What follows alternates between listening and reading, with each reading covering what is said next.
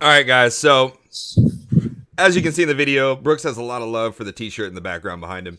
Um, we originally had the recording on Wednesday. It is now Thursday, and the announcement has come, and we needed to catch a live reaction to this before posting the podcast on Friday. So, this is a brief jump in or intersection in the episode. So, I do apologize for a bit of the time lapse if you're just listening to the podcast. We are also live on Twitch, and so you're able to catch that or catch live reactions there as well. So the news came out, and Chris Beard decided to become the betrayer, become the leaver, become the Voldemort of Texas Tech, and he is now leaving for some little bumfuck town in Austin and some little piece of shit school down there. And we wanted to catch the live reactions and get those into the episode and get those posted for you guys on the YouTube as well. So let's kick this off with the biggest head of steam that we have on this right now that probably needs to vent the most. Go ahead, Brooks. Take the helm.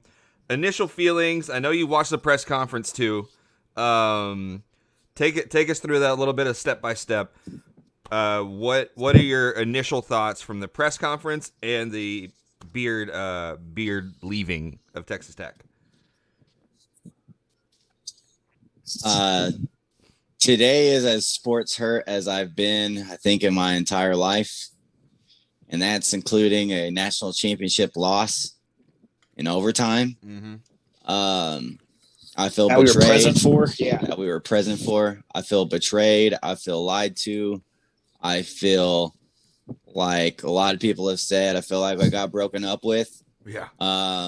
This felt like he fed us a bunch of horse shit for 4 years, 5 years, whatever fuck he's been here.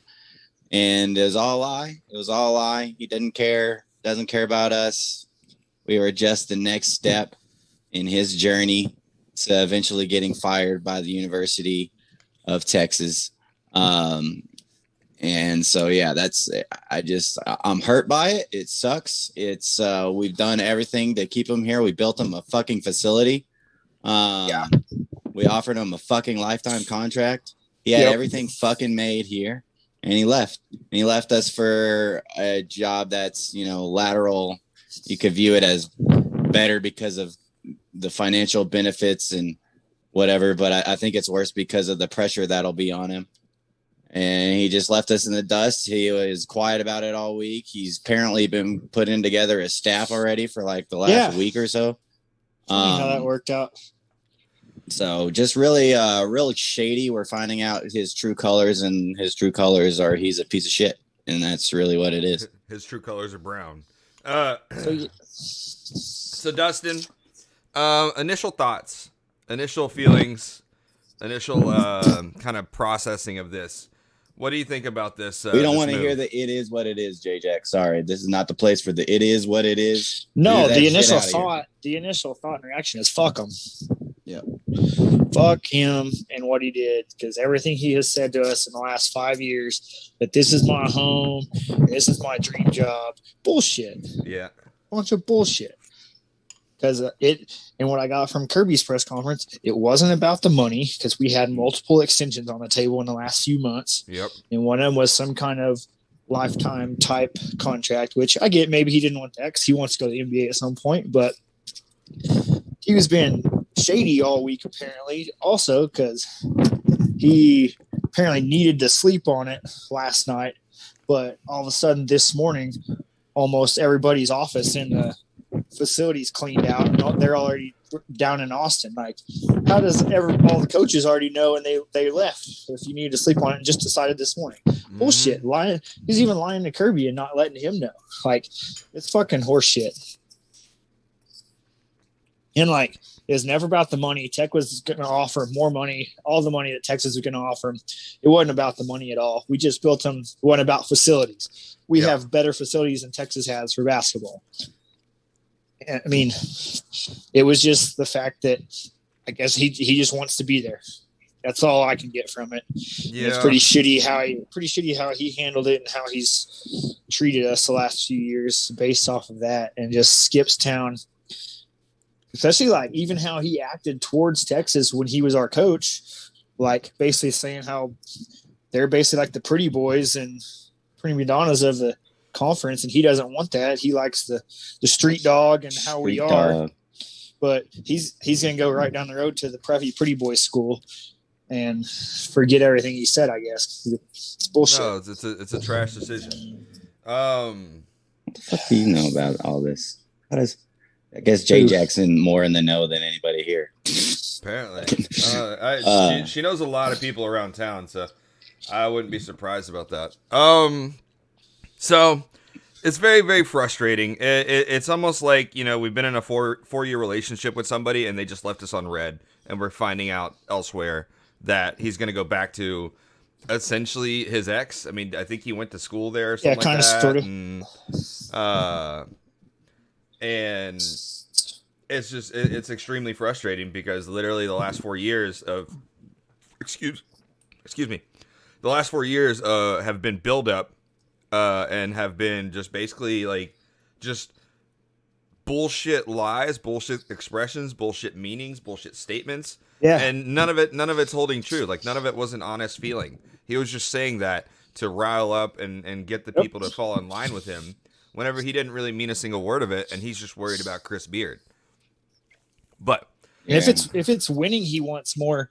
I don't see how he thinks he's going to get more of it there, because their roster is decimated by people leaving more than ours was going to be. Yep. And I mean, they haven't been a winning program. They just clapped and hooray and cheered for the guy that left who won the Big 12 tournament and got third this year. Yep. I mean, they're not going to appreciate you if you go 500 like you basically have the last 2 years here. Like we still appreciated that. So I mean, I think that part's going to really piss him off in another year or two when kind of realizes that the administration and the fan base doesn't kind of gather around like we did for him. It's bullshit. All of it is, honestly. And I think if I'm not mistaken, also the players have already started with their responses. We kind of expected some of that, but I think there'll be a little more than what we expected now, which isn't surprising, but it is what it is. We can't do anything about that at this point. Yeah. So I think now you're expecting just a mass exodus, unless you can, like, Kevin McCullers tweeting out today that he's got decisions to make. Which means he might be looking for something. Yeah. Which means he might be looking for something. There's rumors that somebody's going to be following him to Texas. Don't know who that's going to be. Avery Benson. Probably, yeah. I hope. Take him. Go ahead. Take Burton, Boo Boo Burton with you too. Or he can take Kyler. We know how to defend him. Just watch the pump fake. Force the pump fake. But I don't know. You expected some transfers, but this is going to absolutely decimate the program unless you get unless Mark Adams or whatever coach that you decide to go with comes in and can kind of keep it together. But that's what I'm hoping for. It's just going to set you back. That's where this leaves you. Is this put you back into almost irrelevance if you can't nail this higher. Dude, that's what I was talking to my buddy Chris about today is, there's those people me and you were kind of getting mad about online today, Brooks, that were like, I know somebody quote tweeted it and he said something about it's about the logo on the front, not about the coach. Oh, yeah. Bullshit. Do you remember the Pat Knight days? Yeah. Yeah. The Billy Gillespie days? That logo was the same and we sucked. Mm-hmm. Yeah. It doesn't take much to tear down what we just built in the 5 years. It takes a lot to build up to that. But the shelf that Chris Beard has built for us that we're standing on is not that sturdy right now. It could go away real quick. Yeah. Yeah. The programs like ours don't recover from these losses. We're not a Kansas. We're not a North Carolina. Right. We're not a Duke. We're not going to be able to replace him with a coach. And because those schools have the long tenure of success and the name and the Kansas actually does really mean something. And the Duke actually does really mean something. So they're able to recover, but we're just Texas Tech. We only been here for a little bit. we've really only been here for like 2 of the 5 years he was here. So it's not like, like I said, that shelf we have that he's propped us up on is not sturdy. Did y'all? And y'all we catch can- oh, go ahead. You're catching the what? In the press conference where he was just like, and I expect y'all to show up in Austin, and basically he's like encouraging Oh, yeah, us that going dude, down that there to talk game's- shit.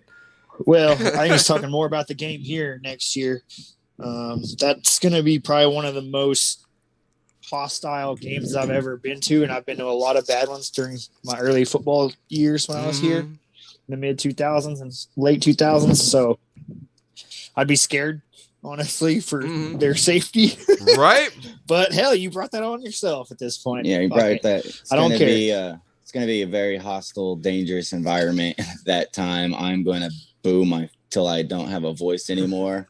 There's going to be a lot of fuck you chants, and I'm going to be a part of that And too. here's the other thing I want to hit on real quick. Me and Brooks were getting mad about today. All right. Fuck the people that are trying to tell us Tech fans that we should appreciate him for what he's done and don't get mad at him. No. Fuck that.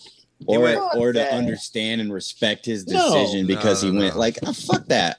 I pay shit ton of money for season tickets every year. I go to fucking Final Four.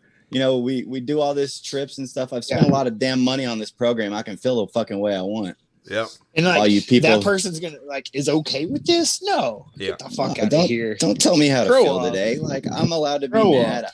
While I can respect what he did here and all that, I can be mad. Don't tell me how to feel. Just don't tell me how to feel or how to react. I understand the move, all that, but I'm pissed. I'm mad that he left us, and I'm gonna be mad. Don't tell me not to be. It was a breakup. You can't expect any man or any fan to be rational right after a breakup. This literally happened hours ago. So nah, we're gonna break some shit. We're gonna burn some shit. We're gonna cuss the motherfucker out next time we see him.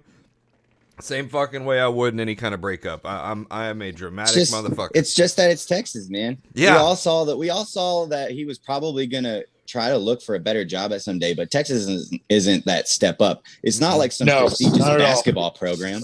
No, like, Definitely not. there's That's no what he's also history getting there. pissed off about is it's a football school first and second. And even when they suck, football drives everything. Yeah. So even when basketball is going to do okay or not, he's not going to be the center of anything like he was here. Yeah. And yes, we burnt shit, Jess. If you look over Brooks's shoulder, there's a beautiful a memory of this. But it just sucks, man. It sucks. It ruins all the hope that you had of this program. This was, you got baseball, thankfully, but yeah, at least Tim Tadlock's not a bitch. At least, this day has been a huge come up for Tim Tadlock. We already love him, but he just became like the ultimate Texas Tech GOAT forever. And I don't know. It just sucks. And a lot of people are regretting their tweets from the past week or so, being so confident in Beard returning and talking shit to Texas. And it all just sucks. And now you got to see him 2 fucking times a year. Hopefully, I think I tweeted out right before this. We got to buy every Tech fan needs to come together, and we got to buy all the tickets we can. Yeah, you missed for that game. You misspelled buy, but it's okay. I got what you're saying. Whatever. I was trying to tweet real quick. Typing so fast. No, it's going to be a frustrating time for us, and unfortunately, we are fans of the basketball program, and the uncertainty going forward is I think, a secondary frustration to obviously him leaving. But I think that's going to be kind of closely behind that because, we don't know who's staying. We don't know who's leaving. We don't know what coaches are sticking around. There's a lot of uncertainty up in the air that makes this just as frustrating. But the Texans enjoy all the 2-point losses because Beard can't figure out how to win in a close game down the stretch. Enjoy all the roster turnover as guys come in and leave. He can't keep guys and develop them for very long. Enjoy all of that. I'm sure his fireside chats will be a big hit after after he loses another 2-point game. Hey, one more thing I had though from Kirby's press conference. Okay. That I liked. I like the search committee that we have with Kirby Shuvanek, Womble, and then you're bringing in a Tony Battie, a Texas Tech basketball legend who's been around the program very visibly for the last 3-4 years. So I like that. I like that committee a lot. My hope, and it's a shooting star hope, that's probably very unlikely, is Darvin Ham, Texas Tech legend for breaking a backboard. He's been in the NBA for about 8 or 10 years, very high up in the NBA as an assistant. So Yeah. that's why it's probably highly unlikely. But I think he'd be man enough to listen. I think Tony McKee could help that conversation. So who knows? Seems like the alumni are pushing for Mark Adams right now. A lot of players are out on That the just Twitters doesn't. right now. That is not going to move the needle recruiting wise, though. No, but I don't think he did much. I mean, I think he's well connected in the game, and he's done winning at pretty much every level he's been. He has. So I think he'll be able to figure it out. I just don't know if it's a job that he wants. He just doesn't seem like he really wants to take on that headache. I don't know, and at his age and kind of like where his kids are in their careers, I don't know if he wants to deal with all the time commitment that's going to take. Well, and something else to consider stress for any new coach coming in or anybody who takes over that position is the shoes to fill and the expectations or wants from the program itself. Yeah, we can be realistic, but what everybody really wants to happen is us to do even better than we did last year or this past year. Yeah. And that's going to be a lot of pressure on anybody that comes in to take that role. And so that's going to be almost a deterrent for a lot of top prospects, and we got to kind of take that into consideration. It is, but I think we have a realistic everything. base. Yeah. We have the money. We have the best facility in the country now. Yeah. I mean, you've seen what it can be. There's a lot of incentive, but I'm mostly speaking of the potential deterrent of a top end coach coming this way. We'll see what happens. Again, I mean, this is brand new, so we don't really know how to better word this, but fuck them. That's how you word it. That's the gist of these past 20 minutes is fuck Chris Beard and change your goddamn Twitter handle, bitch. Right. God. Fucking don't come out with this news and still have all that shit. You should be ready to go. Who controls these people's lives? They should be like, all right, if you're doing this, you should change your Twitter handle immediately. Yeah. Get that photo like how off he had his assistant coaches ready to go immediately. Yeah. I'm really glad Mark Adams said fuck you to him, stayed. Right. Yeah. And then it's just a shit move. And I hope we're able to maintain and be. Heck, we could lose every single game next year, but as long as we beat them, it'll be rewarding. Yeah, that'll be the minimum expectation. Well, all right, guys. Anything else we really need to touch on in this topic? And I know I gotta kind of clip this in pretty soon, but just want to say, years from now, when we look back on these runs that we had, I'm gonna remember the players and remember the Keenan Evanses, the Jarrett Culvers. Those are the guys who did it because they're actually the ones out on the court performing. He was just on the sideline. Brandon, Keenan, Todrick Gocher. He didn't hit those shots. Justin he didn't Gray, block those shots. Zach those Smith. guys are the ones who won us games, not Chris Beard. Yep. Those were the guys. Yeah. All right, and with that, guys, we're gonna clip this back into the podcast episode. I think this was Trader Talks, as always. Horns down. Trader Talks. I'm gonna clip this back into the episode where we talk a little bit about Texas Tech baseball, and hopefully y'all enjoy the rest of the podcast from here on. Peace. Horns down. Horns down. 4-1. 4 fingers down. 1 middle finger up. Fuck you, Chris Beard.